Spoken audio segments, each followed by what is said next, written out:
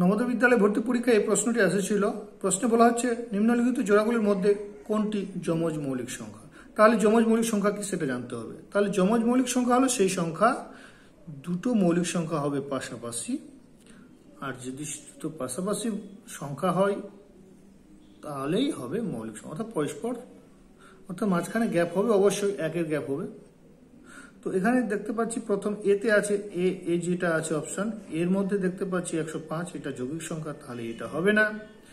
B দেখি, B আছে 130, 132, দুটাই যৌগিক সংখ্যা, তাহলে বিও হবে না।